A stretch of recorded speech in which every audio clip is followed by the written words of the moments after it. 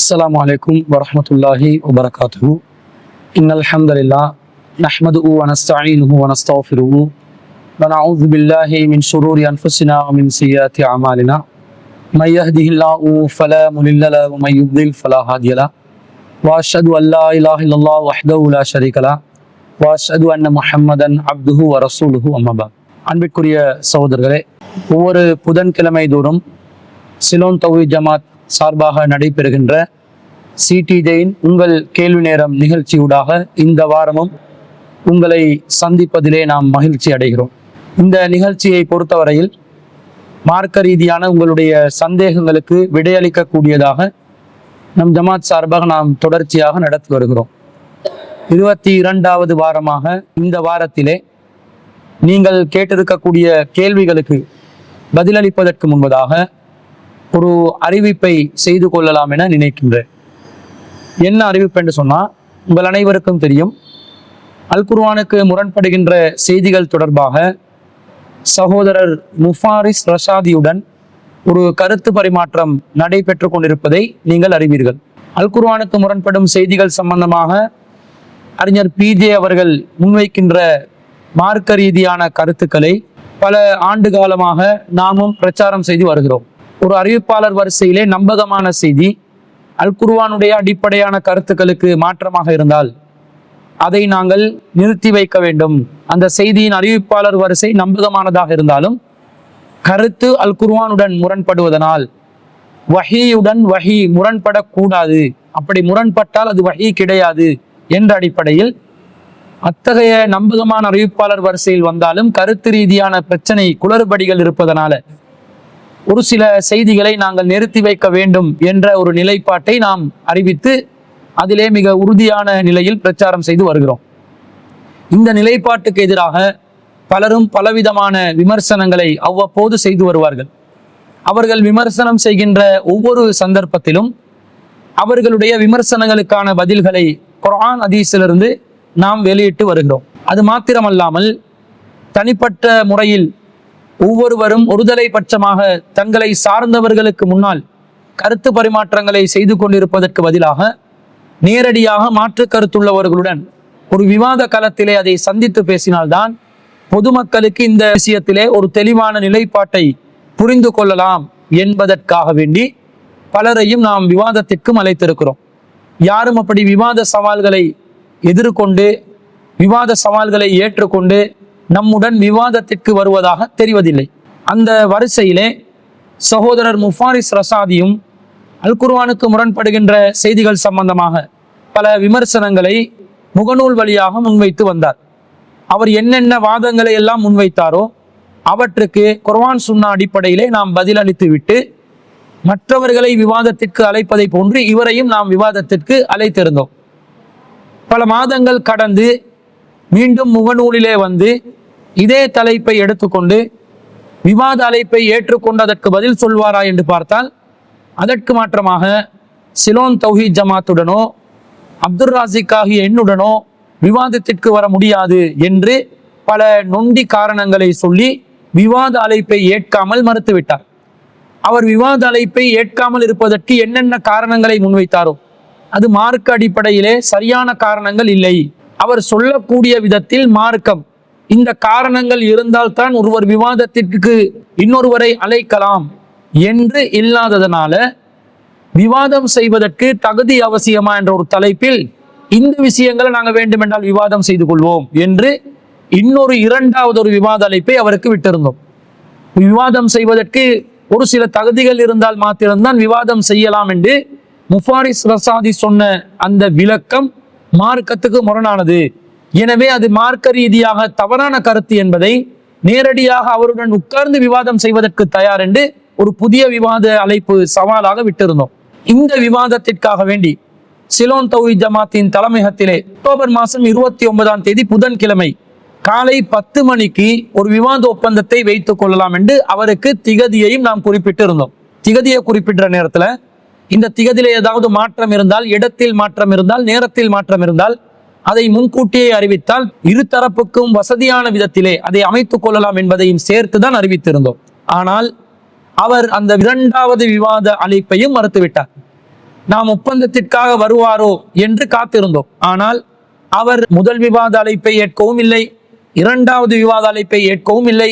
இன்று 29ஆம் தேதி காலையில 10 மணிக்கு அவர் வருகை தருவார் என்று எதிர்பார்த்திருந்த நிலையில் அவர் அதற்கு எந்த ஒரு பதிலும் சொல்லாமல் இவர்களுடன் விவாதம் செய்வது எந்த விதத்திலும் ஒரு பலனுள்ள காரியம் இல்லை என்று முன்கூட்டியே அவருடைய முகநூல்ல அறிவித்திருந்தார்.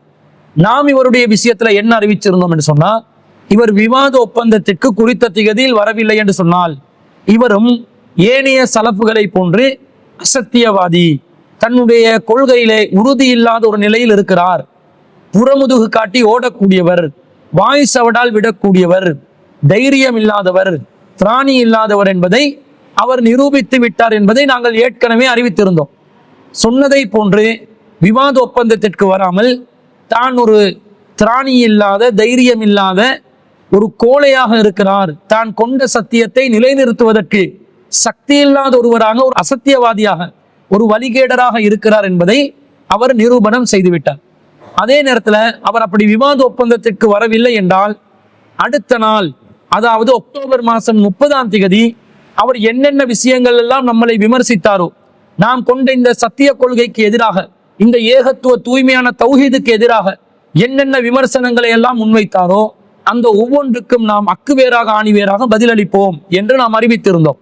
அதே நேரத்தில் அவர் அறிஞர் பிஜே அவர்கள் மீதும் என் மீதும் நம்முடைய ஜமாத் மீதும் என்ன விமர்சனங்களை முன்வைத்திருந்தாரோ அந்த எல்லா விமர்சனங்களுக்கும் வரிக்கு வரி நாம் பதில் வழங்குவோம் என்றும் அறிவித்திருந்தோம். அந்த அடிப்படையில இன்ஷா அல்லாஹ் நாளைய தினம் இரவு 8 மணிக்கு சகோதரர் முஃபாரிஸ் ரசாதியின் உளறல்களுக்கான, தடுமாற்றங்களுக்கான, அசத்திய கொள்கைக்கான மொத்த மறுப்பை இன்ஷா அல்லாஹ் நாம் வெளியிட இருக்கிறோம் என்பதை இந்த நிகழ்ச்சியிலே முதல் அறிவிப்பாக நாம் அறிவித்துக் கொள்கிறோம்.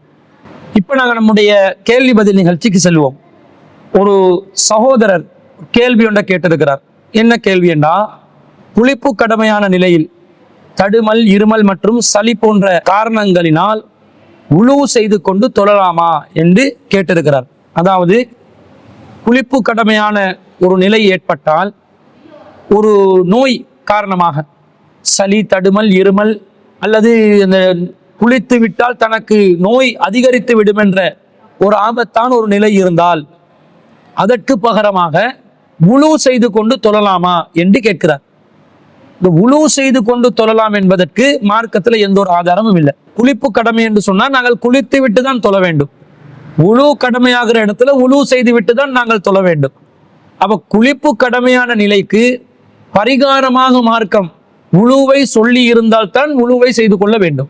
ஆனா அப்படி மார்க்கம் சொல்லி இருக்குதான்னு பார்த்தா, கடமையான குளிப்பில் இருப்பவர் குளிப்பதற்கு அசௌகரியமான ஒரு நிலையை அடைந்தால் அவர் குளிப்பதற்கு பதிலாக உழு செய்து கொள்ள வேண்டும் என்று மார்க்கத்துல எங்கேயும் சொல்லப்படவில்லை.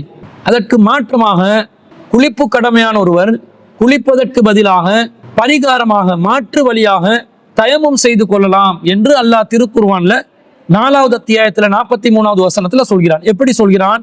யா அய்யுஹல்லதீன ஆமனூ, நம்பிக்கை கொண்டவர்களே, லா தக்ரபு ஸலாத்த வ அன்தும் சுகாரா ஹத்தா தஅலமு மா தகூலுன, நீங்கள் போதையாக இருக்கும்போது நீங்கள் சொல்வது உங்களுக்கு விளங்கும் வரைக்கும் நீங்கள் தொழுகைக்கு நெருங்காதீர்கள் என்று அல்லாஹ் சொல்றான். இது ஆரம்பத்துல போதையில யார் இருந்தாங்களோ அவங்களுக்கு இருந்த ஆரம்ப நிலை. பிறகு இந்த சட்டம் மாறிடுச்சு, முற்றிலும் முழுதாக மது தடை செய்யப்பட்டதாக, போதை தடை செய்யப்பட்டதாக அல்லாஹ் ரப்புல் ஆலமீன் ஆக்கிவிட்டார். அதற்கு பிறகு அல்லாஹ் சொல்கிறான், வலா ஜுனுபன் இல்லா வாபிரி சபீலின் ஹத்தா தகுத்தசிலு, நீங்கள் குளிப்பு கடமையான நிலையில் இருந்தால் குளித்து கொள்ளும் வரைக்கும் தொழுகைக்கு நீங்கள் நெருங்கக்கூடாது. ஆனால் நீங்கள் வளமையாக உங்களுடைய பாதைய பள்ளிவாசலூடாக கடந்து செல்லக்கூடிய நிலையில் இருந்தாலே தவிர என்று அல்லாஹ் சொல்கிறான். வ இன் குன்தும் மர்லா அவ் அலா சஃபரின், நீங்கள் நோயாளியாகவோ பயணத்திலோ இருந்தால், அவ் ஜா அஹதும் மின்கும் மினல் காயிதி, உங்களில் யாராவது ஒருவர் கழிவறைக்கு சென்று வெளியே வந்தால், அவுலா மஸ்துமுன் நிசா, நீங்கள் உடலுறவின் மூலம் பெண்களை தீண்டினால், ஃபலம் தஜிது மா அன், உங்களுக்கு தண்ணீர் கிடைக்காவிட்டால், ஃபதயம்மமு ஸஈதன் தய்யிபன், நீங்கள் தூய்மையான மண்ணை தொட்டு தயமும் செய்து கொள்ளுங்கள் என்று அல்லாஹ் தஆலா சொல்கிறான். அப்ப குளிப்பு கடமையான நிலையில் ஒருவர் இருந்தால் குளித்துக் கொள்வதற்கு பதிலாக அவருக்கு வந்து தயமும் என்ற அந்த கடமையை நிறைவேற்றி கொள்ளலாம் என்று அல்லாஹ் இங்கே அனுமதி தந்து விட்டார். அப்போ ஒருத்தருக்கு நோயாளியா இருக்கிறாரு அல்லது ஒரு பயணத்துல இருக்கிறாரு. இந்த நிலையில அவருக்கு வந்து குளித்துக் கொள்வதற்கு தண்ணீர் இல்லாத ஒரு சிரமமான நிலை ஏற்பட்டால் அதற்கு பரிகாரமாக அல்லாஹ் தாலா உழு செய்து கொள்ள சொல்லவில்லை, தயமும் செய்து கொள்ளுமாறு சொல்கிறான். தூய்மையான மண்ணை தொட்டு முன்கையிலும் முகத்திலும் தடவுவதுதான் தயமும் என்பது. அப்ப இப்படி தயமும் செய்து கொள்ளுமாறு அல்லாஹ் சொல்வதனால தெளிவாக ஒருவர் நோயின் காரணமாக குளித்து கொண்டால் அந்த நோய் அதிகரித்து விடும் அல்லது அந்த நோய் தனக்கு தாக்கு பிடிக்க முடியாத நிலைக்கு பயங்கரமானதாக மாறிவிடும், இதன் மூலமாக தனக்கு மரணம் ஏற்படலாம் அல்லது நோய் கடுமையாகலாம் என்று ஒருவர் நினைத்தால் குளித்துக் கொள்வதற்கு பதிலாக தயமம் செய்து கொள்ளலாம் என்று அல்லாஹ் தெளிவாக நமக்கு அனுமதியை தந்திருக்கிறார். இதை நபி ஸல்லல்லாஹு அலைஹி வஸல்லம் அவர்களும் அனுமதித்து இருக்கிறார்கள். ஒரு முறை ரசூல் ஸல்லல்லாஹு அலைஹி வஸல்லம் வந்து தொழுகை நடத்துறாங்க. ஆனா ஒரு மனிதர் தொழாமல் ஒதுங்கி இருக்கிறார். அன்ன ரசூலுல்லாஹி ஸல்லல்லாஹு அலைஹி வஸல்லம் ரஆ ரஜுலன் முஅ்தஸிலன், ஒரு மனிதர் தொழுகைக்கு கலந்து கொள்ளாமல் தனியாக வெளியே இருப்பதை நபி ஸல்லல்லாஹு அலைஹி வஸல்லம் கண்டார்கள். லம் யுஸல்லி ஃபில் கௌமி, அவர் சமூகத்தாருடன் சேர்ந்து தொழுகையில் கலந்து கொள்ளவில்லை. ரசூல் அவரிடம் கேட்கிறார்கள், யா ஃபுலான், ஏ மனிதரே, மா மனஅக அன் துஸல்லிய ஃபில் கௌமி, நீ இந்த கூட்டத்தோடு சேர்ந்து தொழாமல் இருப்பதற்கு உன்னை எது தடுத்தது என்று கேட்கிறார்கள். அந்த மனிதர் சொல்கிறார், யா ரசூல் அல்லாஹ், அல்லாஹ்வின் தூதரே, அஸாபத்தினி ஜனாபத்துன் வலா மா, நான் குளிப்பு கடமையான ஒருவராக மாறிவிட்டேன், என்னிடம் தண்ணீர் இல்லை, அதனால் தான் நான் தொழாமல் தனித்திருந்தேன் என்று சொல்கிறார். அப்ப ரசூலுல்லாஹ் சொல்றாங்க, கால அலைக பிஸ்ஸஈதி ஃபஇன்னஹு யக்ஃபீக, உனக்கு இந்த மண் இருக்கிறதே அது உனக்கு போதுமானதாக இருக்குமே, அதை தொட்டு தயமம் செய்து கொள்ளலாமே என்று சொல்லி நபி ஸல்லல்லாஹு அலைஹி வஸல்லம் அவர்கள் சொன்ன செய்தியை இம்ரான் இப்னு ஹுசைன் ரலியல்லாஹு அன்ஹு அவர்கள் அறிவிக்கிறார்கள். சஹீஹுல் புகாரியிலே 348வது செய்தியாக இது பதிவு செய்யப்பட்டிருக்கிறது. அப்ப தொழுகையில ஒருத்தர் கலந்து கொள்ளாம இருக்கிற அவருக்கு குளிப்பு கடமான தண்ணீர் இல்லை. தண்ணீர் இல்லாத நிலையில அவர் என்ன செய்கிறார், தொழாம இருந்தா சரியன்னு நினைக்கிறார். ஆனா ரசூல் என்ன சொல்றாங்க, இல்ல, நீங்க தண்ணீர் கிடைக்காவிட்டால் தூய்மையான மண்ணை தொட்டு கொண்டு தயமம் செய்து தொழுது கொள்ளுங்கள். குளிப்பு கடமைக்கு பரிகாரம் குளித்தல். ஆனா ரசூல் ஸல்லல்லாஹு அலைஹி வஸல்லம் குளிப்பதற்கு தடையாக ஏதாவது காரணம் வந்து விட்டால் அதற்கு பரிகாரமாக அதற்கு பகரமாக தயமம் செய்து கொள்ளலாம் என்பதை அனுமதித்திருப்பதை நாங்கள் பார்க்கிறோம். இதே போன்ற இன்னொரு செய்தி நபி ஸல்லல்லாஹு அலைஹி வஸல்லம் காலத்துல பிறகு உமர் ரலியல்லாஹு அன்ஹு அவர்களுடைய காலத்துல நடக்குது. இதை வந்து சஹீஹுல் புகாரியில 338வது செய்தியா பதிவு செய்யப்பட்டிருக்கிறது. ஜா ரஜுலுன் இலா உமர் இப்னுல் ஹத்தாப், உமர் இப்னு ஹத்தாப் ரலியல்லாஹு அன்ஹு அவர்களிடம் ஒரு மனிதர் வந்தார்.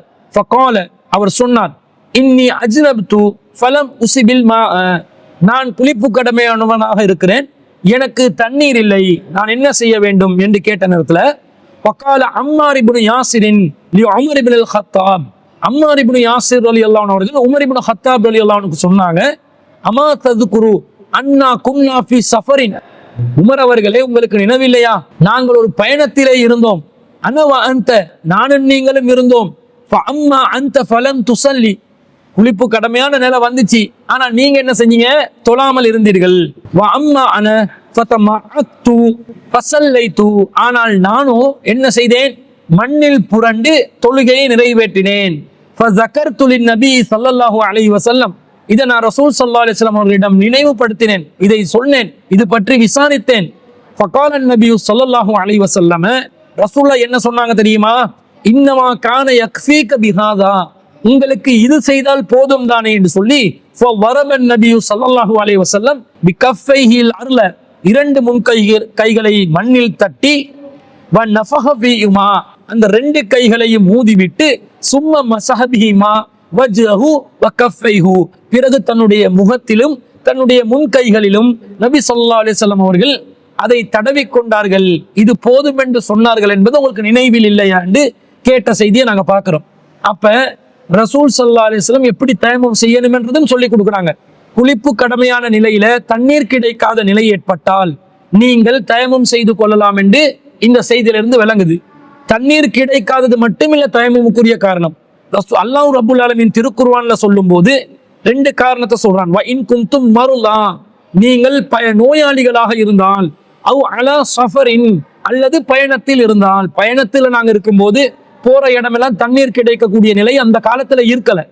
இப்ப இந்த காலத்துல எங்கேயும் தண்ணீர் பெற்றுக்கொள்ளக்கூடிய சூழ்நிலை இருக்குது, தண்ணீரை வாங்க கூட முடியும்.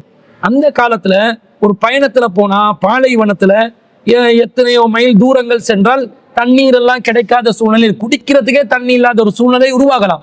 அப்படி இருக்கும்போது குளிப்பதற்காக இருக்கிற தண்ணியை பயன்படுத்த மாட்டாங்க. அதனால தண்ணீர் இல்லாத நிலை பயணத்தில் ஏற்பட்டால், அல்லது அல்லாஹ் என்ன சொல்றான், வஇன் குந்தும் மர்வா, நீங்கள் நோயாளிகளாக இருந்தால், நோய் காரணமா குளிக்க முடியல, அதற்கு பகரமாக தயமம் செய்து கொள்ளலாம் என்று அல்லாஹ் சொன்னதின் அடிப்படையில தான் நாங்கள் என்ன சொல்கிறோம், பயணத்துல தண்ணீர் இல்லாவிட்டாலும் நீங்கள் தயமம் செய்து கொள்ளலாம். நோய் காரணமாக இருந்தாலும் குளிப்பு கடமையானதற்கு பகரமாக தயமம் செய்து கொள்ளலாம் என்பதை நாங்கள் விளங்கிக் கொள்கிறோம். இன்னும் சொல்ல போனால், ஒரு நபித்தோழர் என்ன பண்றாருன்னு சொன்னா, அவர் தொழுகையில இமாம் ஜமாத்தே நடத்துறாரு. குளிப்பு கடமையான நிலையில அவர் தயமம் செய்து விட்டு அவருடைய தோழர்களுக்கு இமாம் ஜமாத்ல இமாமத் செய்யக்கூடிய நிலையில் அவர் இருந்தார் என்ற செய்தியை நாங்க அபூதாவுதுல 334வது செய்தியா பார்க்கிறோம். எப்படி அந்த செய்தி வருதுன்னு சொன்னா, அம்ர் இப்னு ஆஸ் ரலியல்லாஹு அன்ஹு அவர்கள் அறிவிக்கிறார்கள். கால, அவர் சொல்கிறார், இஹ்தலம்து ஃபீ லைலத்தின் பாரிதத்தின் ஃபீ கஸ்வத்தி தாத்தி ஸலாசிலி, நான் தாத்து ஸலாசில் என்று சொல்லக்கூடிய போர்க்களத்திலே ஒரு குளிர் நிறைந்த இரவிலே குளிப்பு கடமையான நிலைக்கு ஆகிவிட்டேன். ஃபஅஸ்ஃபக்து இன்இக்தஸல்து அன் அஹ்லிக, நான் குளித்து விட்டால் அழிந்து விடுவேனோ என்று நான் பயப்பட்டேன். ஃபதயம்மம்து, எனவே நான் தயமம் செய்து விட்டேன். சும்ம ஸல்லைது பி அஸ்ஹாபி ஸலாத்த சுப்ஹி, பிறகு என்னுடைய தோழர்களுக்கு நான் சுபஹ் தொழுகையை தொழுவித்தேன்.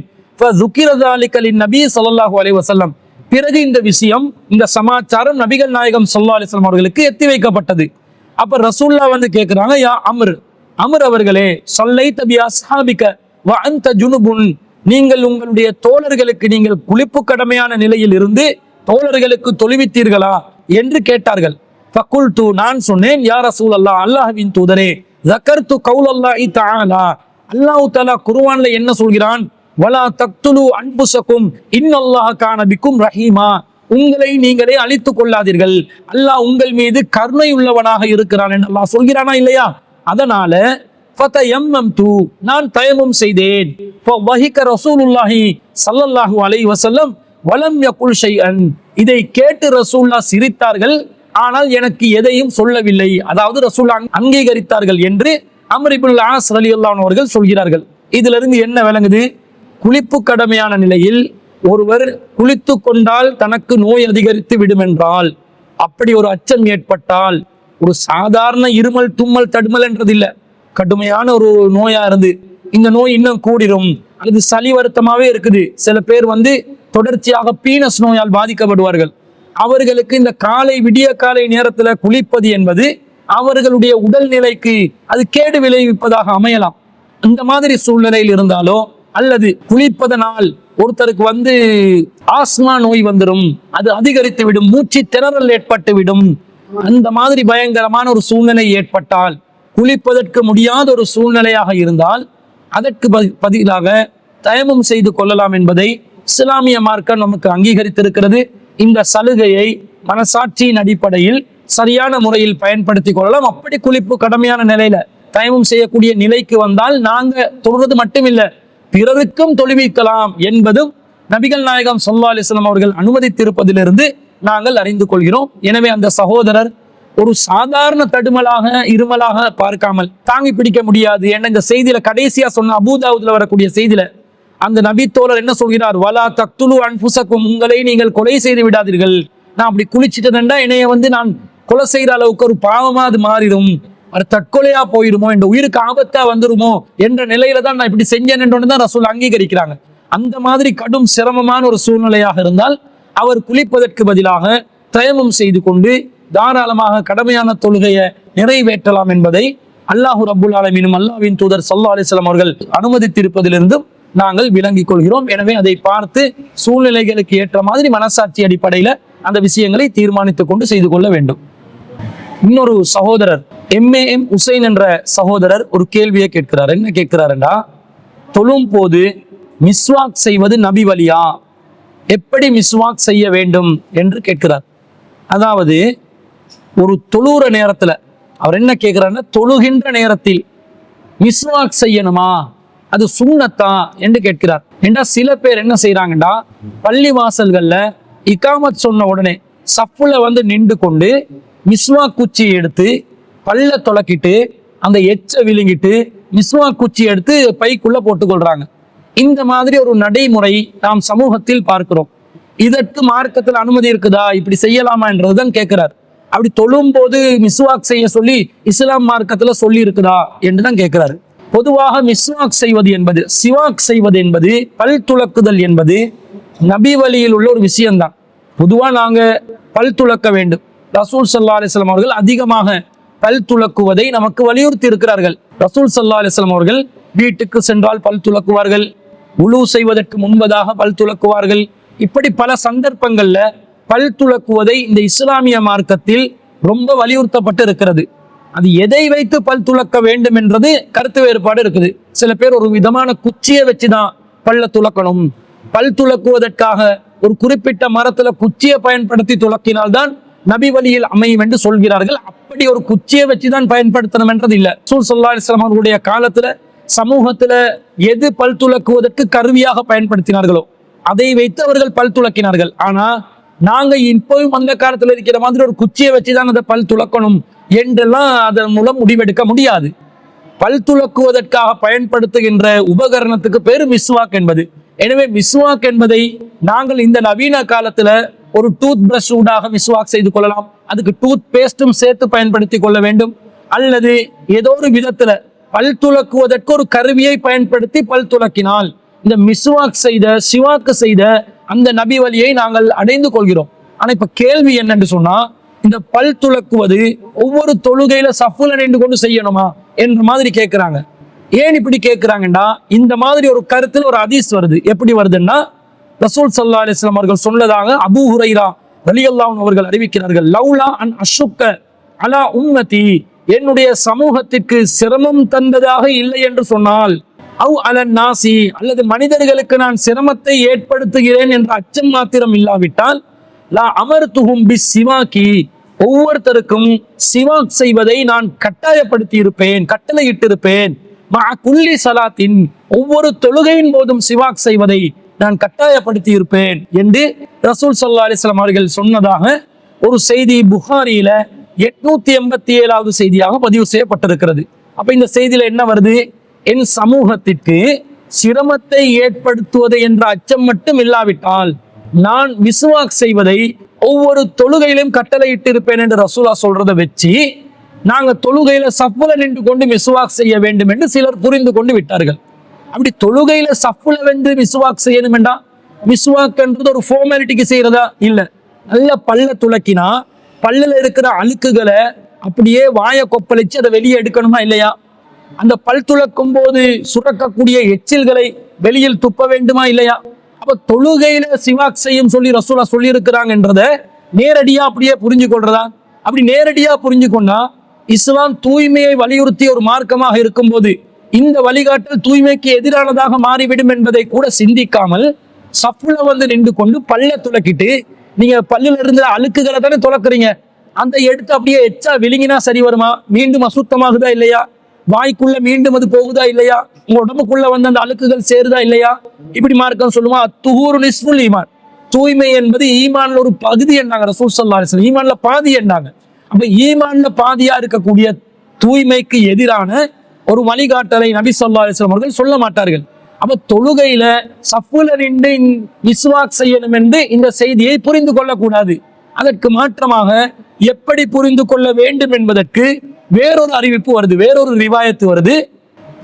இந்த செய்தியை எப்படி நாங்கள் புரிந்து கொள்ள வேண்டும் என்பதற்கு அந்த செய்தி உதவுகிறது. அது என்ன செய்தி என்றா, இதே அபூ ஹுரைரா ரலியல்லாஹு அன்ஹு அவர்கள் அறிவிக்கக்கூடிய செய்தி முஸ்னத் அஹ்மதுல 9548வது செய்தியாக பதிவு செய்யப்பட்டிருக்கிறது. என்ன வருது, கால நபி ஸல்லல்லாஹு அலைஹி வஸல்லம் அவர்கள் சொன்னார்கள், லௌலா அன் அஷுக்க அலா உம்மதி, எனது சமூகத்திற்கு சிரமத்தை தருகிறேன் என்ற அச்சம் மாத்திரம் இல்லாவிட்டால், லா அமர்துஹும், அவர்களுக்கு நான் கட்டளையிட்டிருப்பேன், பிஸ் சிவாக்கி, பல் துலக்குமாறு கட்டளையிட்டிருப்பேன், மஅ குல்லி வுதுஇன், ஒவ்வொரு உலுவின் போது என்று ரசூல் ஸல்லல்லாஹு அலைஹி வஸல்லம் சொல்றாங்க.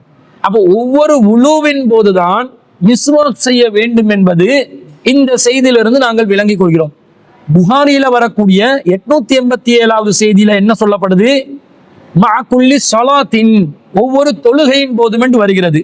அஹ்மதுல 9548வது செய்தியில என்ன வருது? மஅகுல்லி வுதுஇன், ஒவ்வொரு உலுவின் போதும் என்று வருகிறது.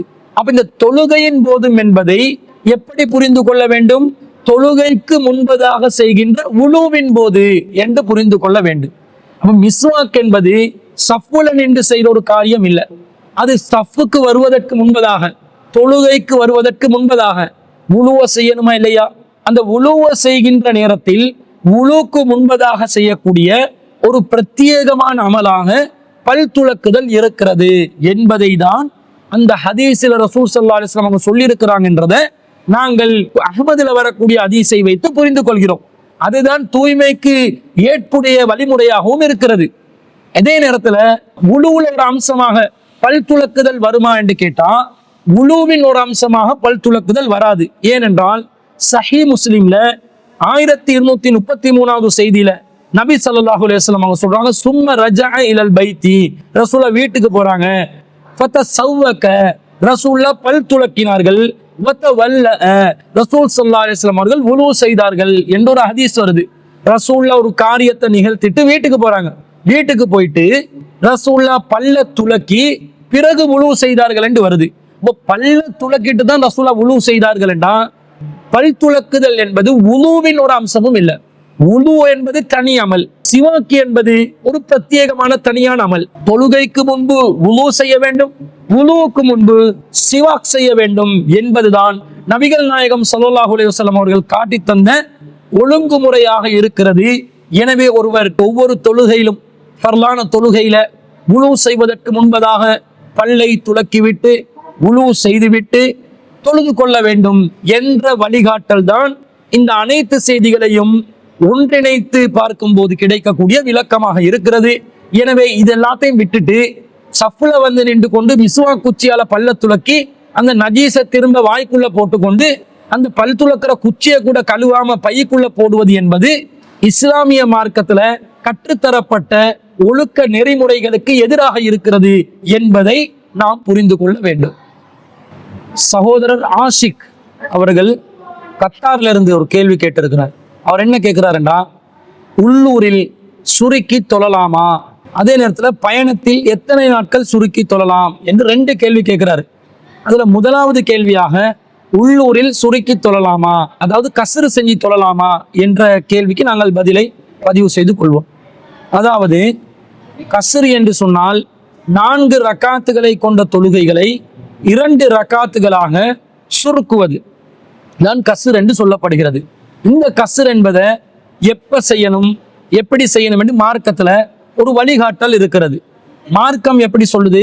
அல் குர்ஆன்ல 4வது அத்தியாயத்துல 101வது வசனத்துல அல்லாஹ் சொல்லும் போது, வஇதா வரத்தும் ஃபில் அர்தி, நீங்கள் பூமியிலே பயணம் மேற்கொண்டால், ஃபலைஸ அலைக்கும் ஜுனாஹுன், உங்கள் மீது குற்றம் இல்லை, அன் தக்சுரு மினஸ் ஸலாத்தி, தொழுகையை சுருக்கிக் கொள்வது உங்கள் மீது குற்றம் இல்லை என்று அல்லாஹ் சொல்கிறான்.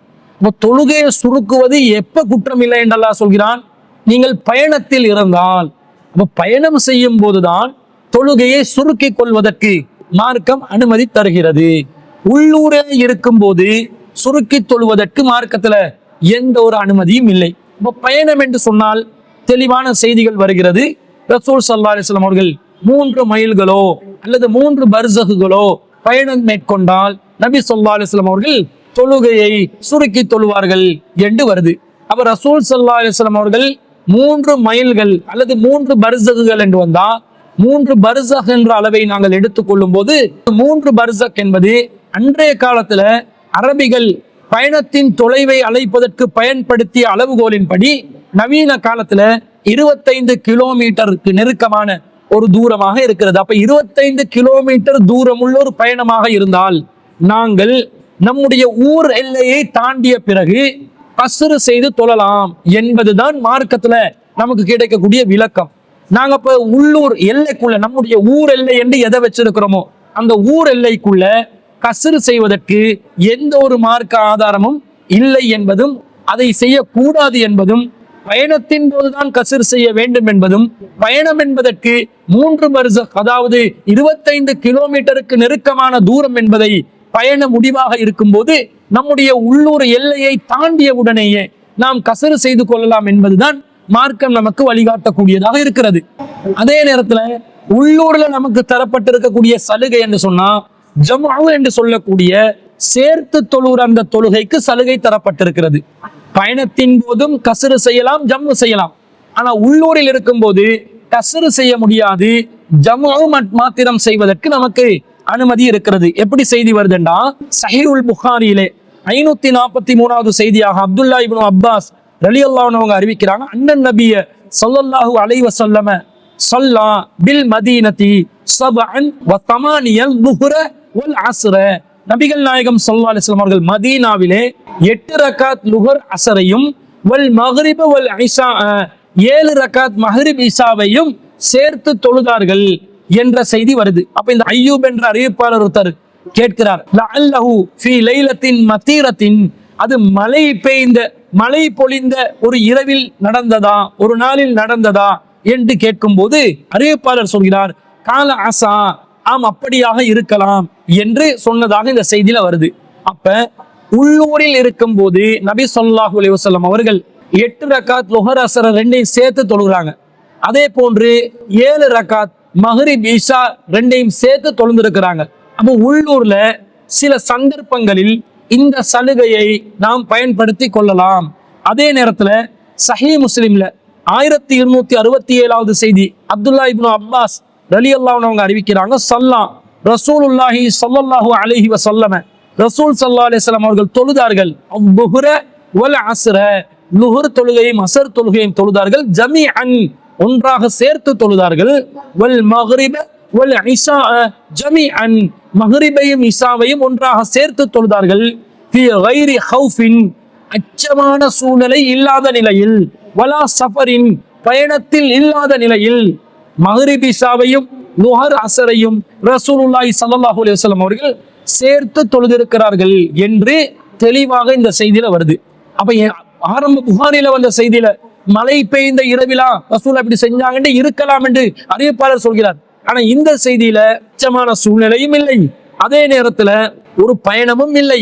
இந்த 2 காரணங்கள் இல்லாமலேயே உள்ளூரில் நபி ஸல்லல்லாஹு அலைஹி வஸல்லம் அவர்கள் ஜம்உ செய்து தொழுதிருக்கிறார்கள் என்ற செய்தியிலிருந்து ஜம்உ செய்து தொழுவது உள்ளூரில் ஒரு சலுகையாக பயன்படுத்தப்பட்டிருக்குது. ஆனா இதை வளமையான வாடிக்கையாக நாம் செய்து கொண்டு இருக்கக்கூடாது. வளமையான நிகழ்வாக செய்தால் தொழுகை நேரம் குறிக்கப்பட்ட கடமை என்று அல்லாஹ் குர்ஆன்ல சொல்கிறான், அது அதற்கு மாற்றமாக மாறிவிடும். அல்லாஹ் எப்படி சொல்றான் என்றா, அல் குர்ஆன்ல 4வது அத்தியாயத்துல 103வது வசனத்துல, இன்ன ஸலாத்த, தொழுகை என்பது கானத் அலல் முஃமினீன கிதாபம் மௌகூதா, தொழுகை என்பது மூமின்களுக்கு நேரம் விதிக்கப்பட்ட ஒரு கடமையாக இருக்கிறது என்று சொல்கிறான். அப்ப தொழுகை நேரம் குறிக்கப்பட்ட கடமைன்னா அந்தந்த வக்துல தான் தொழணும். அந்தந்த வக்துல அந்த தொழுகை முறைக்கு தர்தீபுக்கு விதிவிலக்காக பயணத்துல நீங்க சுருக்கி தொழுங்க, சேர்த்து தொழுங்க என்று ரசூல் ஸல்லல்லாஹு அலைஹி வஸல்லம் அவர்கள் அனுமதிக்கிறான். அல்லாஹ் அனுமதிக்கிறான், ரசூல் ஸல்லல்லாஹு அலைஹி வஸல்லம் அவர்களும் அனுமதிக்கிறார்கள். இதுக்கு மாற்றமாக உள்ளூர்ல நீங்க இருக்கும்போது அந்தந்த அந்தந்த நேரத்துல தானே தொழணும், அதுதானே வளமையான அசலான வடிவம். அதுக்கு மாற்றமா உள்ளூர்லையும் ரசூல் ஸல்லல்லாஹு அலைஹி வஸல்லம் அவர்கள் சலுகையாக ஜம்மு் செய்வதற்கு அனுமதி தருகிறார்கள். இதையே நம்முடைய வாடிக்கையாக வைத்துக் கொண்டால், தினசரி நிகழ்வாக வைத்துக் கொண்டால், குர்ஆன் வசனம் சொல்லுது தொழுகை நீங்க நேரத்துக்கு உரிய கடமையா இருக்குது, போர்க்களத்துக்கு போனாலும் நேரத்துக்கு தொழுங்க, அதுதான் வழிகாட்டலா இருக்குதுன்னு சொல்லி அல்லாஹ் சொல்ற அந்த வழிமுறைக்கு மாற்றமாக வேறு வேறு வக்துகளை ஒரு வக்துல சேர்த்து தொழுற மாதிரி ஆகிடும் என்பதனால விதிவிலக்கை, ஒரு சலுகையை விதிவிலக்காக சலுகையாக பயன்படுத்தி கொள்ள வேண்டுமே தவிர, இப்போ ஒருத்தர் இருக்கிறார், கொழும்புல இருக்கிறார், அவர் பயணத்துக்கு போகல, அச்சமான சூழ்நிலை மேற்படல, மழையும் பெய்யல, இந்த மாதிரி நேரத்துல அவருக்கு ஏதோ ஒரு காரணத்தினால் 2 தொழுகைகளை சேர்த்து தொழ வேண்டிய ஒரு நிலை ஏற்படுகிறது. ஏதோ ஒரு வேலை பளு காரணமாக அல்லது அவருக்கு அந்த தொழுகையை நேரத்துக்கு தொழ முயற்சி செஞ்சும் தொழ முடியாதவாறு அவர் தடுக்கப்பட்டிருக்கலாம். இப்படி ஏதாவது ஒரு சூழ்நிலை ஏற்படும் பொழுது சலுகையாக பயன்படுத்தி கொண்டு, விதிவிலக்காக பயன்படுத்தி கொண்டு அரிதான நிலையில் இந்த சந்தர்ப்பத்தை, இந்த சலுகையை அவர் பயன்படுத்தி கொண்டால் அவர் மீது குற்றம் வராது. எந்த நேரமும் ஜம்மு செஞ்சு தொழுவது என்பது மார்க்கத்துக்கு எதிரான கருத்து. உள்ளூரில் சலுகையாக இருப்பதனால அதை விதிவிலக்காக அரிதான முறையில் தேவை ஏற்படும் போது மாத்திரம் இந்த சலுகையை பயன்படுத்தி கொண்டால் தொழுகை நேரத்துக்கு தொழணும் என்ற அந்த கட்டளையை மீறாத நிலையில் தொழுதவராகவும் ஆகுவார் என்பதை நாம் புரிந்து கொள்ள வேண்டும். எனவே பயணத்துல தான் கஸ்ரு, உள்ளூர்ல கஸ்ரு கிடையாது. உள்ளூர்ல ஜம்மு செய்யற சலுகை இருக்குது. அதையும் ஒரு தேவைக்கு அரிதான நிலையில் பயன்படுத்தி கொள்ள வேண்டும் என்பதுதான் அந்த சகோதரர் கேட்ட கேள்விக்கு நாம் பதிலாக பதிவு செய்து கொள்கிறோம். சகோதரர் ஆசிக் அவர்களே, அடுத்த பகுதியா என்ன கேட்கிறாரண்டா, பயணத்தில் எத்தனை நாட்கள் வரை நாங்கள் சுருக்கி தொழலாம்? ஏன்னா வெளிநாட்டில் இருக்கிறவங்க தாய் நாட்டை விட்டு போயிருப்பாங்க, 2-3 வருஷம் அங்க இருப்பாங்க. அப்போ அவங்க பயணியாகத்தான் கருதப்படுவார்கள். அந்த பயணியாக இருக்கிற நேரம் எல்லாம் கஸ்ரு செய்து தொழுவதா, அல்லது நாங்க இயற்கையான முறையில அசலான முறையில் உள்ள அந்த தொழுகையுடைய எண்ணிக்கைகளை தொழுவதா என்ற சந்தேகம் பலருக்கும் எழலாம். ஆனா மார்க்கத்துடைய அடிப்படை என்னன்னா, பயணத்தில் இருப்பவர் கஸ்ரு செய்து தொழலாம் என்று அல்லாஹ் குர்ஆன்ல சொல்லிட்டார். 4வது அத்தியாயத்துல 101வது வசனத்துல, வைதா லரபுத்தும் ஃபில் அர்லி, நீங்கள் பூமியிலே பயணம் மேற்கொண்டால் ஃபலைஸ அலைக்கும் ஜுனாஹுன், உங்கள் மீது குற்றம் இல்லை, அன் தக்ஸுரு மினஸ் ஸலாத்தி, தொழுகையை சுருக்கிக் கொள்வது உங்கள் மீது குற்றம் இல்லை என்று அல்லாஹ் சொல்லிவிட்டார். எனவே பயணத்தில் இருப்பவர் தொழுகையை சுருக்கிக் கொள்ளலாம் என்று அல்லாஹ் சொன்ன பிறகு நாட்களில் வரையறை செய்வதாக இருந்தால் அந்த வரையறை என்பதை அல்லாஹ்வும் அல்லாஹ்வுடைய தூதரும் நியமித்திருக்க வேண்டும். அப்படி ஏதாவது வரையறைகள் வந்திருக்குதான்னு கேட்டா மார்க்கத்தில் அப்படி எந்த வரையறையும் வரல. இத்தனை நாட்கள் பயணம் செய்தால், இத்தனை நாட்கள் நீங்கள் வெளியூரில் தங்கினால் தொழுகையை சுருக்கிக் கொள்ளலாம், அதற்கு பிறகு நீங்கள் தொழுகையை சுருக்கிக் கொள்வதற்கு தடை இருக்கிறது என்று அல்லாஹ் குர்ஆனிலும் சொல்லவில்லை. நபிகள் நாயகம் ஸல்லல்லாஹு அலைஹி வஸல்லம் அவர்கள் ஹதீஸ்லயும் சொல்லல. அப்ப நாங்க இதை எப்படி புரிஞ்சு கொள்ளணும்? பயணத்துல இருந்தா கஸ்ர் செய்யலாம் என்றுதான் புரிந்து கொள்ள வேண்டும். ஆனா ஒரு சில பேர் என்ன செய்வாங்கன்னா, ஒரு ஹதீஸை காட்டி 19 நாட்கள் மட்டும்தான் நாங்கள் கஸ்ர் செய்து கொள்ளலாம், பயணத்தில் இருந்தாலும் நாங்க வெளியூருக்கு சென்றிருந்தாலும் 19 நாட்கள் மட்டும்தான் என்ன செய்யலாம், கஸ்ர் செய்யலாம், அதை தாண்டி நாங்க சாதாரணமா தான் தொழணும், முழு தொழுகையை தொழணும், இயற்கையான அந்த தொழுகையோட எண்ணிக்கையை தொழணும் என்பதற்கு சஹீஹுல் புகாரியில 1080வது ஹதீஸை ஆதாரமா காட்டுவாங்க. அந்த ஹதீஸ்ல என்ன வருது?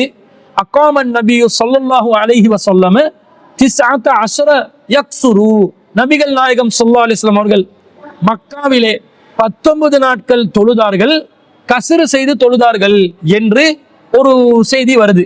அப்ப இந்த செய்தியை வச்சு 19 நாள் மக்கால ரசூலா இருந்தாங்க, 19 நாள் தான் கஸ்ர் செஞ்சாங்க. அந்த செய்தியில் அடுத்த பகுதியில வருது, ஃபனஹ்னு, அப்துல்லா இப்னு அப்பாஸ் ரலியல்லாஹு அன்ஹு சொல்றாங்க, ஃபனஹ்னு, நாங்கள், இதா சாஃபர்னா, பயணத்தில் இருந்தால், 19 கஸர்னா, 19 நாள் தான் சுருக்கி தொழுவோம், வஇன் ஸித்னா அத்மம்னா, நாங்கள் அதற்கு அதிகமாக இருந்தால் முழுமைப்படுத்திக் கொள்வோம் என்று அப்துல்லா இப்னு அப்பாஸ் ரலியல்லாஹு அன்ஹு சொல்றாங்க. இதை வச்சு 19 நாள் தானே ரசூலா மக்கால தங்கினாங்க, அப்ப 19 நாள் தானே சுருக்கினாங்க, நாங்க 19 நாளை தாண்டினா நாங்க முழுமையான தொழுகையை தான் தொழுவோம், அப்துல்லா இப்னு அப்பாஸ் ரலியல்லாஹு அன்ஹு அப்படிதான் சொல்றாங்க என்று சொல்லி இதை ஆதாரமா காட்டி 19 நாட்கள் தான் சுருக்கி தொழலாம், 20வது நாள் நீங்க வளமையான தொழுகையை தொழுது கொள்ளணும் என்று சொல்வார்கள். இந்த கருத்து ஏற்புடைய ஒரு கருத்து இல்லை. இந்த ஹதீஸ் சஹீஹான ஹதீஸ், ஆனா இதை புரிந்து கொண்ட விதத்தில் தவறு இருக்கிறது. இந்த ஹதீஸ்ல ரசூலுல்லாஹ் சம்பந்தப்பட்ட இடம் எது? ஹதீஸ்ல முதல் பகுதியில தான் சம்பந்தப்படுறாங்க. அகாமன் நபியு ஸல்லல்லாஹு அலைஹி வஸல்லம் 19 யக்ஸுரு, ரசூலுல்லாஹ் 19 நாட்கள் சுருக்கி தொழுதார்கள் என்று வருது. ரசூலுல்லாஹ் நீண்ட நாள் பயணம் செய்திருந்தால் அது மதீனால இருந்து மக்காக்கு வந்த பயணம் தான்.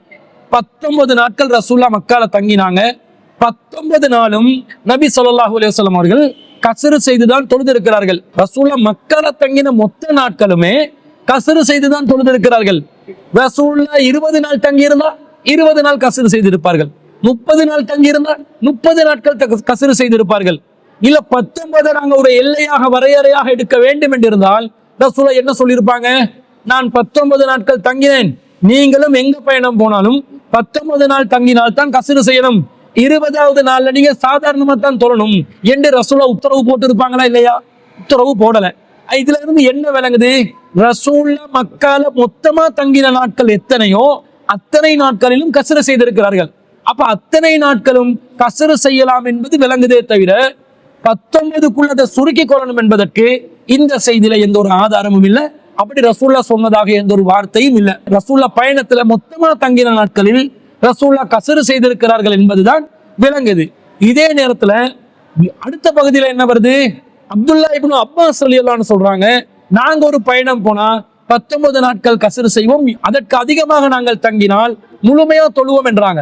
இதுல ரசூல் ஸல்லல்லாஹு அலைஹி வஸல்லம் அவர் தொடர்பு படுத்தி சொல்கிறாரா? இல்ல. அல்லாஹ்வின் தூதர் ஸல்லல்லாஹு அலைஹி வஸல்லம் அவர்கள் அப்படித்தான் நமக்கு வழிகாட்டினாங்க என்ற மாதிரி வார்த்தை ஏதாவது இருக்குதா? இல்ல. நபி தோழருடைய ஒரு செயலாக ஒரு கூற்றாக சொல்கிறார், நாங்க 19 நாள் தான் கஸ்ரு செய்வோம், அதுக்கு அதிகமா இருந்தா கஸ்ரு செய்ய மாட்டோம் என்கிறார். அப்படி ரசூலுல்லாஹ் சொல்லலையே. இது அப்துல்லா இப்னு அப்பாஸ் ரலியல்லாஹு அன்ஹு அவர்களுடைய ஒரு சொந்த கூற்றாக, ஒரு சொந்த கருத்தாக விளங்குகிறதே தவிர அல்லாஹ்வின் தூதருடன் சம்பந்தப்படுத்தி இதை சொல்லி இருந்தால் தான் இது மார்க்கத்தின் நிலைப்பாடாக நாங்கள் எடுத்துக்கொள்ள வேண்டும். அல்லாஹ்வின் தூதர் சம்பந்தப்பட்ட இடத்துல எப்படி வருது? அல்லாஹ்வின் தூதர் எத்தனை நாள் பயணம் செஞ்சாங்களோ அத்தனை நாளையும் கஸ்ரு செஞ்சிருக்கிறாங்க. மக்கால 19 நாள் தங்கினாங்க, 19 நாளும் கஸ்ரு செஞ்சாங்க. 20-30 நாள் தங்கியிருந்தா 20-30 நாளும் கஸ்ரு செஞ்சிருப்பாங்கன்னு தானே விளங்குது. அப்ப அதுதானே மார்க்கத்தின் நிலைப்பாடு. ரசூலுல்லாஹ் வரையறுக்காத போது அதை வரையறுப்பதற்கு அல்லாஹ்வின் தூதரை தாண்டி எந்த ஒருவருக்கும் அதிகாரம் இல்லை. மார்க்கம் என்பது அல்லாஹ் தீர்மானிப்பது. அப்ப அல்லாஹ் மார்க்கத்தை சொல்லியிருக்கணும், அல்லது அல்லாஹ்வின் தூதரோடாக அந்த மார்க்கத்தை சொல்லியிருக்கணும். இதை தாண்டி ஒரு நபி தோழர் மார்க்கத்தில் ஒரு அம்சத்தை வரையறுப்பதாக இருந்தால் அது வஹீன் அடிப்படையில் சொன்னது அல்ல, அந்த நபி தோழருடைய தனிப்பட்ட கூற்றாகத்தான் வருகிறது என்ற அடிப்படையில் அதை நாங்கள் சட்டமாக எடுத்துக்கொள்வதற்கு அவசியம் இல்லை. அப்ப எத்தனை நாள் தங்கினாலும் கஸ்ரு செய்து கொள்ளலாம் என்பதுதான் நமக்கு இந்த ஹதீஸ்ல இருந்து விளங்கக்கூடிய சட்டமாக இருக்கிறது. அப்ப வெளிநாட்டுக்கு நீங்க 2 வருஷம் போனாலும் 2 வருஷமும் நீங்கள் கஸ்ரு செய்து தொழுதால் யாரும் அதை குற்றம் பிடிக்க முடியாது. ஆனா பொதுவான ஒரு விதிமுறை இது. என்ன விதிமுறை? இந்த செய்தி நசாயில 1456வது செய்தியா வருது. நபிகள் நாயகம் ஸல்லல்லாஹு அலைஹி வஸல்லம் அவங்க மக்காவுக்கு போறாங்க தானே. அப்ப அந்த உம்ரா செய்யற நேரத்துல ஆயிஷா ரலியல்லாஹு அன்ஹா அறிக்கிறாங்க, அன்ஹா அத்தமரத், ஆயிஷா ரலியல்லாஹு அன்ஹா அவர்கள் உம்ரா செய்தார்கள் மா ரசூலில்லாஹி ஸல்லல்லாஹு அலைஹி வஸல்லம், ரசூல் ஸல்லல்லாஹு அலைஹி வஸல்லம் அவர்களுடன், மினல் மதீனத்தி இலல் மக்கா, மதீனாவிலிருந்து மக்காவுக்கு சென்று உம்ரா செய்தார்கள். ஹத்தா இதா கதிமத் மக்கத்த, அவங்க மக்காவை அடைந்த போது, யா ரசூல் அல்லாஹ், அல்லாஹ்வின் தூதரே, பி அபி அன்த வ உம்மி, என்னுடைய தாயும் தந்தையும் உங்களுக்கு அர்ப்பணமாகட்டும். கசர்த்த வ அத்மம்து, நீங்கள் சுருக்கி தொழுதீர்கள், நானும் முழுமையாக தொழுதேன். ஃபஅஃப்தர்த வ சும்து, நீங்களோ நோன்பை விட்டீர்கள், நானும் நோன்பு பிடித்தேன் என்று சொல்கிறார்கள். அதாவது பயணத்துல வர்றாங்க, ரசூல் ஸல்லல்லாஹு அலைஹி வஸல்லம் கஸ்ரு செஞ்சிருக்கிறாங்க, ஆயிஷா ரலியல்லாஹு அன்ஹா முழுமையா தொழுந்திருக்கிறாங்க, ரசூலுல்லாஹ் பயணத்துல நோன்பு விட்டு இருக்கிறாங்க, ஆயிஷா ரலியல்லாஹு அன்ஹா நோன்பு பிடிச்சிருக்கிறாங்க. இதை பத்தி ரசூல் ஸல்லல்லாஹு அலைஹி வஸல்லம் அவர்களிடம் கேட்கும் போது ரசூலுல்லாஹ் சொல்றாங்க, அஹ்சன்தியா ஆயிஷா, ஆயிஷாவை நீங்க அழகாக செய்து விட்டீர்கள். வமா ஆப அலைய, ரசூலுல்லாஹ் என்னை குறை கூறவில்லை என்று இந்த செய்தியில வருது. ஒரு பயணத்தில் இருப்பவர் நோன்பை விட்டு விடுவதற்கு சலுகை இருக்கிறது, தொழுகையை சுருக்கி தொழுவதற்கு சலுகை இருக்கிறது. அந்த சலுகையை ரசூலுல்லாஹ் பயன்படுத்தி இருக்கிறாங்க. ஆனா ஆயிஷா ரலியல்லாஹு அன்ஹா முழுமையாக நிறைவேற்றி இருக்கிறாங்க, நோன்பும் பிடிச்சிருக்கிறாங்க பயணத்துல, அதே போன்று தொழுகையை முழுமையாக நிறைவேற்றி இருக்கிறாங்க. ரசூலுல்லாஹ் இதை குறை சொன்னாங்களா? குறை கூறவில்லை. அப்ப அதற்கு மார்க்கத்துல அனுமதி இருக்குது. அப்ப 2 வருஷம் ஒருத்தர் பயணத்துல போனா அவர் பயணத்துல இருக்கிற காலம் வரைக்கும் அவருக்கு கஸ்ரு செய்யறதுக்கு மார்க்கம் அனுமதிக்குது, நாட்களை வரையறுக்கவில்லை. அதே நேரத்துல அவரு சுருக்கித்தான் தொழணுமான்னு கேட்டா அப்படி கிடையாது. முழுமையாக நிறைவேற்றுவதற்கு வாய்ப்பு இருந்தால் தாராளமாக முழுமையாக நிறைவேற்றிக் கொள்ளலாம். அப்படி செய்வது மார்க்கத்துல குறை இல்லை. எனவே அந்த சகோதரர்கள் தங்களுக்கு கடும் பிஸியா இருக்கிற நேரங்கள்ல சுருக்கி தொழுற சலுகையை பயன்படுத்திக் கொள்ளலாம், சேர்த்து தொழுற சலுகையை பயன்படுத்திக் கொள்ளலாம். ஃப்ரீயா ரிலாக்ஸா இருக்கிற நேரத்துல அந்த ஜமாத்துகளோட கலந்து உரிய நேரத்துல உரிய முறையில அந்த முழுமையான தொழுகையை நிறைவேற்ற அந்த வழிமுறையை பயன்படுத்திக் கொள்ளலாம். இப்படி மாறி மாறி பயன்படுத்தி கொண்டாலும் அவர்கள் மீது குற்றம் வராது என்பதை இந்த செய்திகளிலிருந்து நாங்கள் விளங்கிக் கொள்கிறோம். எனவே எத்தனை நாட்கள் என்றாலும் ஒருவர் பயணத்தில் இருந்தால் கஸ்ரு செய்து கொள்ளலாம். அதே நேரத்துல முழுமையாக ஒருவர் தொழுவதற்கு விரும்பினால் அதற்கும் மார்க்கத்தில் அனுமதி இருக்குது. அது அழகான வழிமுறை என்றும் அல்லாஹ்வின் தூதர் ஸல்லல்லாஹு அலைஹி வஸல்லம் அவர்கள் வழிகாட்டி இருக்கிறார்கள் என்பதுதான் அந்த சகோதரருடைய கேள்விக்கு நாங்கள் பதிலாக பதிவு செய்து கொள்கிறோம். இன்னொரு சகோதரி கலாவேவல இருந்து கேட்கிறாங்க, அஸ்ஸலாமு அலைக்கும். வலைக்கும் சலாம். ஐவேளை தொழுகைக்கு முன்பின் சுண்ணத்தை குறிப்பிடவும் என்று கேட்கிறாங்க.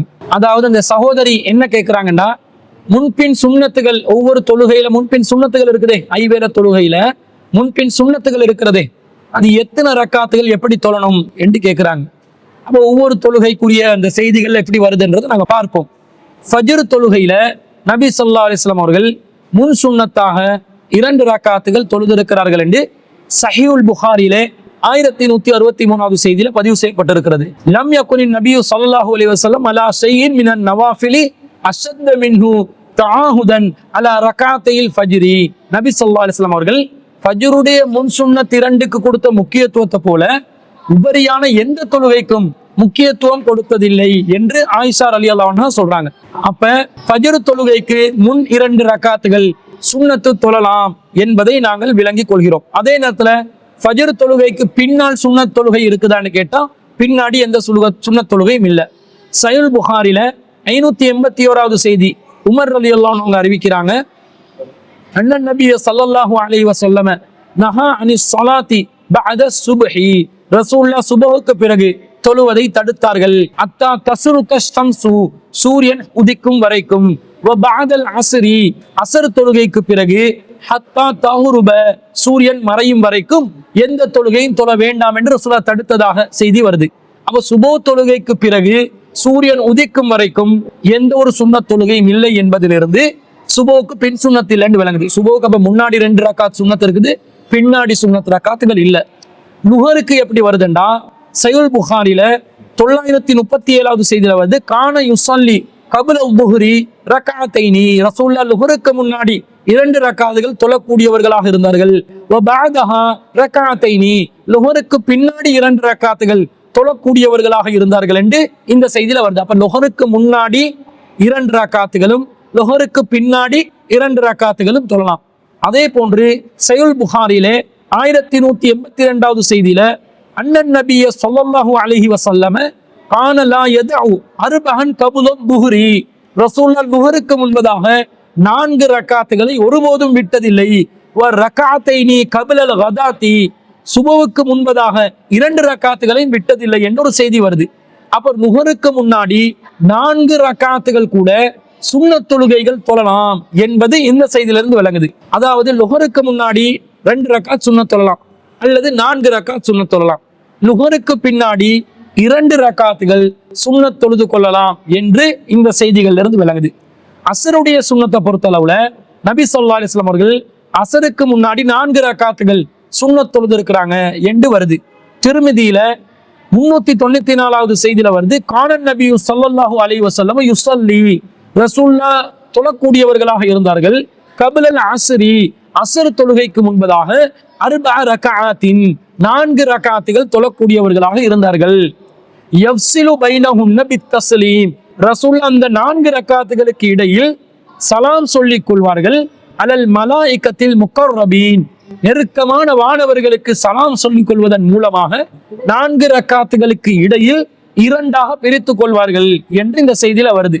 அப்ப 4 ரக்காத் அஸ்ருக்கு முன்பதாக தொழலாம், அதை 2 தொழலாம் என்று இந்த செய்தியிலிருந்து நாங்கள் விளங்கிக் கொள்றோம். அப்ப அஸ்ருக்கு முன் சுன்னத் 4 ரக்காத்துகள். அதே போன்று மஹ்ரிபுடைய சுன்னத்தை பொறுத்தவரையில் நபி ஸல்லல்லாஹு அலைஹி வஸல்லம் அவர்கள் மஹ்ரிபுக்கு முன்னாடி 2 ரக்காத் சுன்னத் தொழுதிருக்கிறாங்க, மஹ்ரிபுக்கு பின்னாடி 2 ரக்காத் சுன்னத் தொழுதிருக்கிறாங்க. எப்படி வருதுண்டா, சஹீஹுல் புகாரிலே 1183வது செய்தியில வருது, ரசூல் ஸல்லல்லாஹு அலைஹி வஸல்லம் அவங்க சொல்றாங்க, ஸல்லு கப்ல ஸலாத்தில் மஹ்ரிபி, மஹ்ரிபுடைய தொழுகைக்கு முன்னாடி நீங்கள் தொழுது கொள்ளுங்கள். கால ஃபி ஸாலிஸதி, 3வது முறை ரசூலுல்லாஹ் இத பத்தி சொல்லும்போது, லிமன் ஷாஅ கராயத ஐயத்தஹிதஹ அன்னாசு சுன்னதன், மக்கள் இதை சுன்னத்தாக நினைத்து விடுவார்கள் என்று பயந்து ரசூலுல்லாஹ் 3வது முறை விரும்பினால் தொழுது கொள்ளுங்கள் என்று சொன்னார்கள் என்று இந்த ஹதீஸ்ல வருது. அப்ப இந்த ஹதீஸ் என்ன சொல்லுது, மஹ்ரிபுக்கு முன்னாடி 2 ரக்காத்துகள் சுன்னத் தொழுது கொள்ளலாம். ரசூல் அமர் கட்டளையிட்டு இருக்கிறாங்க.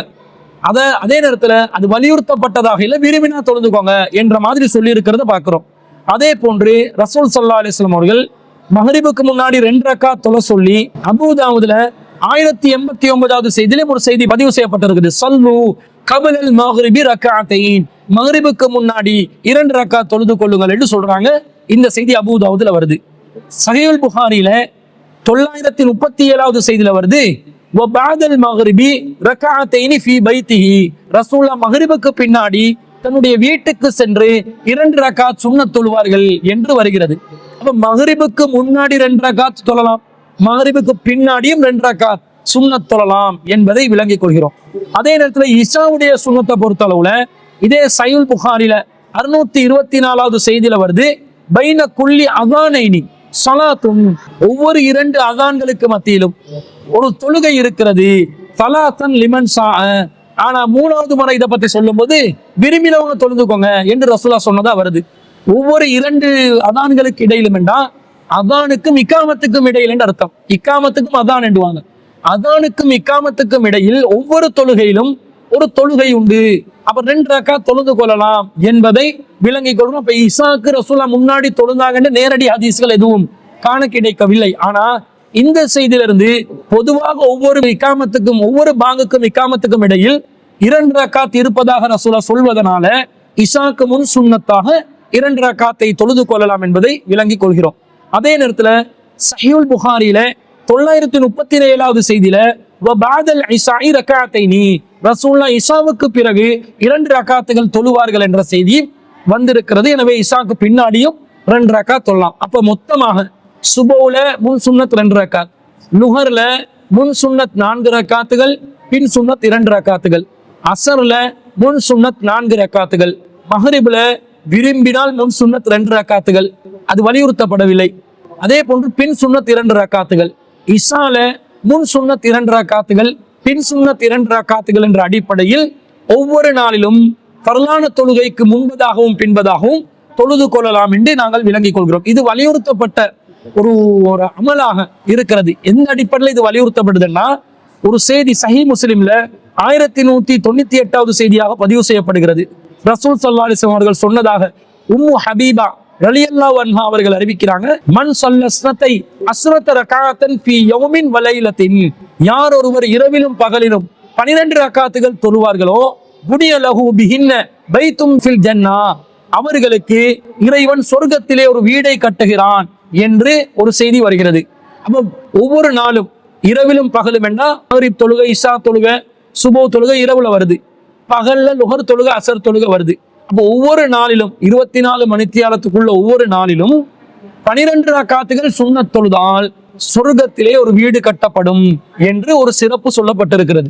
அப்ப எங்களுக்கு சொர்க்கத்துல வீடு வேணுமெண்டா, சொர்க்கத்துல ஒரு சாட்டை அளவுக்கு இடம் நிலம் கிடைப்பது இந்த துனியாவை விட, அதில் உள்ளவற்றை விட சிறந்தது என்றாங்க ரசூலுல்லாஹ். அப்ப சொர்க்கத்துல வீடே கிடைக்குது என்றால் மாளிகைகளாக வீடுகள் கிடைக்கும்.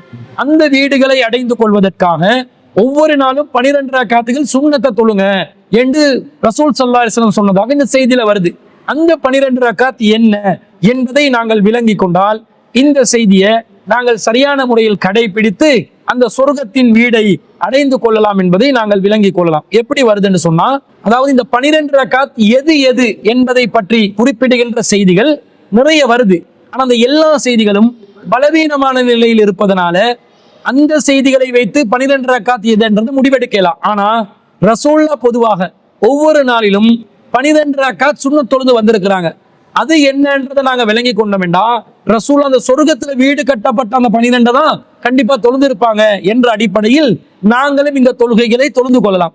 அந்த தொழுகை சம்பந்தமாக 12 ரக்காத் சம்பந்தமாக எப்படி வருது என்று சொன்னா, சஹீஹ் முஸ்லிம்ல 1323வது செய்தியாக பதிவு செய்யப்பட்ட ஒரு ஹதீஸ்ல வருது, சஅல்து ஆயிஷத அன் ஸலாத்தி ரசூலில்லாஹி ஸல்லல்லாஹு அலைஹி வஸல்லம் அன் தத்தவுஹி, ஆயிஷா ரலியல்லாஹு அன்ஹா அவர்களிடம் ரசூலுல்லாஹ் உபரியாக தொழுகின்ற தொழுகைகளை பற்றி நான் விசாரித்தேன். ஃபகாலத், ஆயிஷா ரலியல்லாஹு அன்ஹா சொன்னாங்க, கான யுஸல்லி ஃபீ பைத்தி, ரசூலுல்லாஹ் வீட்ல தொழுவாங்க, கபுலல் துஹரி, லுஹருக்கு முன்பதாக, அர்பஅன் 4 ரக்காத் தொழுவார்கள். இப்ப குறிச்சுக்கோங்க, 12 ரக்காத்துல எது எது வருதுன்றது நோட் பண்ணிக்கோங்க. லுஹருக்கு முன்பதாக 4 ரக்காத் தொழுவார்கள். சும்ம யஹ்ருஜு, பிறகு வெளியேறுவார்கள், பள்ளி வாசலுக்கு போவாங்க. ஃபயுஸல்லி பின்னாசி, மக்களுக்கு தொழுவிப்பார்கள். சும்ம யதுஹுலு, பிறகு வீட்டுக்கு வருவாங்க. ஃபயுஸல்லி ரக்அத்தைனி, 2 ரக்காத்துகள் தொழுவார்கள். அப்ப லுஹருக்கு பின்னாடி 2 ரக்காத் தொழுந்திருக்கிறாங்க. லுஹருக்கு முன்னாடி 4, பின்னாடி 2. வகான யுஸல்லி பின்னாசில் மக்ரிப, ரசூலுல்லாஹ் மக்களுக்கு மக்ரிப் தொழுகையை தொழுவிப்பார்கள். சும்ம யதுகுலு, பிறகு வீட்டுக்கு நுழைவார்கள். ஃபயுஸல்லி ரக்அத்தைனி, 2 ரக்காத் சுன்னத் தொழுவார்கள்.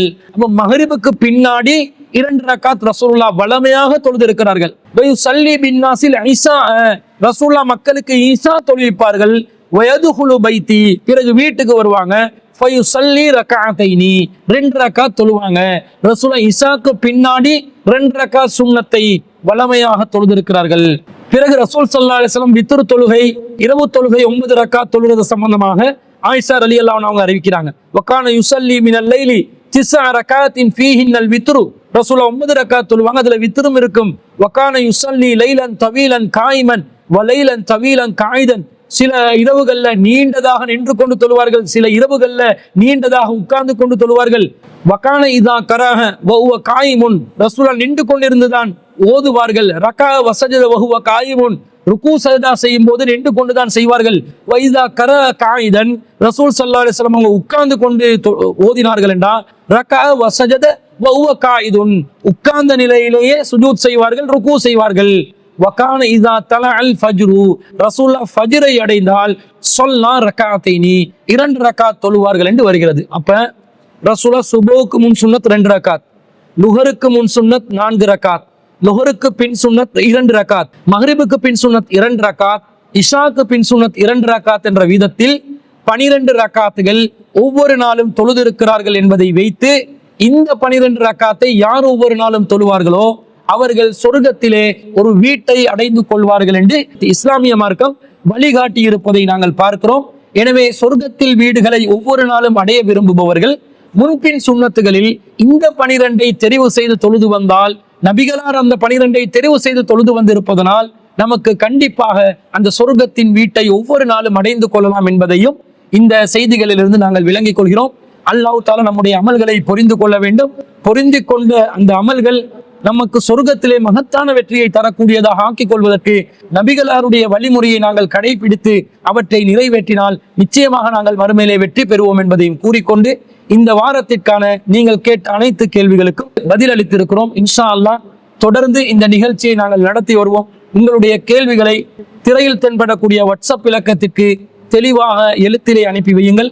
உங்களுக்கு பதிலளிப்பதற்கு அது இலகுவானதாக இருக்கும். இன்ஷா அல்லாஹ் சிலோன் தௌஹீத் ஜமாத் எப்போதும் சத்திய கொள்கையை மக்கள் மத்தியிலே நிலைநிறுத்துவதற்கும், மக்களுக்கு மார்க்கத்தை தெளிவுபடுத்துவதற்கும், அசத்தியத்தை தோளிருப்பதற்கும் என்றும் காத்திருக்கிறோம் என்பதையும் கூறிக்கொண்டு விடைபெறுகிறேன். வாஹிரு தஅவானா அனில் ஹம்துலில்லாஹி ரப்பில் ஆலமீன். சுப்ஹானக அல்லாஹும்ம வ பிஹம்திக அஷ்ஹது அல்லா இலாஹா இல்லா அன்த அஸ்தக்ஃபிருக வ அத்தூபு இலைக்.